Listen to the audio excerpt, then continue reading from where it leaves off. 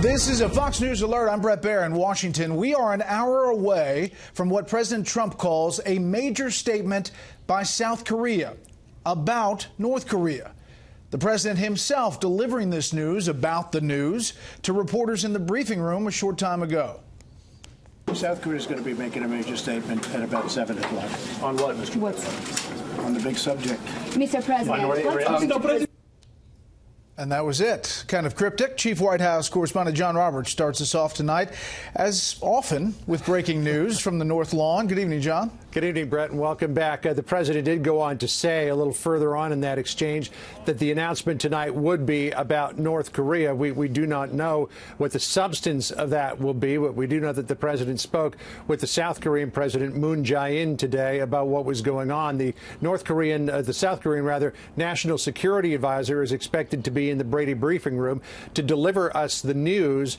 He has been here all day along with his staff talking with H.R. McMaster about what happened earlier in the week between North Korea and South Korea, where the North said that it would be open to a meeting with Moon Jae-in, and this would be Kim Jong-un, who would actually come into South Korean territory to meet at the Peace House at the Panmunjom border crossing, which I know, Brett, you're very familiar with, sometime in late May, and that could be the starting point for direct talks between the United States and North Korea. What's interesting about the president coming in, it's the first time since he's been president, 413 days, that he stuck his nose and his toes into the briefing room. Didn't get all the way in, but quite a surprise to see him there. This announcement about North Korea from South Korea comes on a day when the president made his long-awaited announcement on trade tariffs. It's something that the president has been promising since the election campaign. Today, he did it.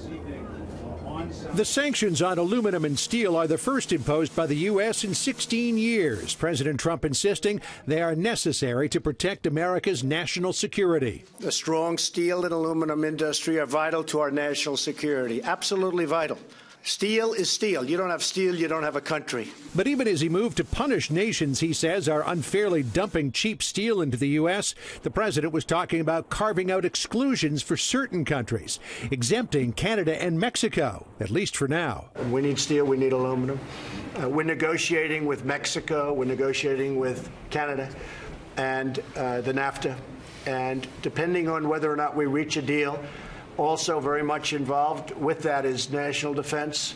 But if we reach a deal, it's most likely that we won't be charging those two countries the tariffs. And there may be other carve-outs, too. For example, a steel mill in Sheffield, England, produces castings that are used in the weapon system of the new Columbia-class nuclear submarines.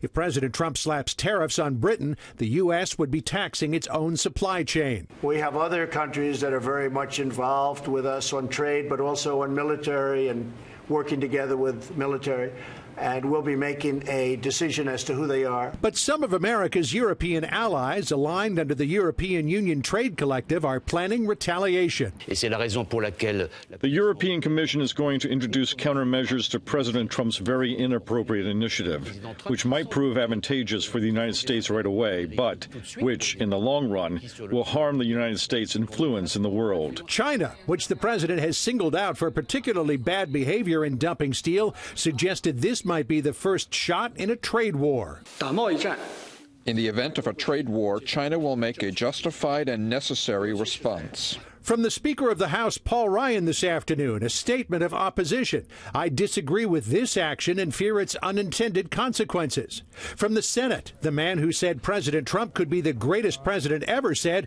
he's disappointed. So I'm very upset about it, and frankly, I love the president, and I just think he's been misled by some of the people down at the White House. But from Kentucky aluminum worker James Powell, praised that the president is willing to stick up for American steel and jobs. We're going to bring back 300 jobs. Over 300 jobs. We're going to spend over $100 million in our plant alone in Kentucky. So this is huge for us. One of the fiercest opponents of tariffs inside the White House was Chief Economic Advisor Gary Cohn.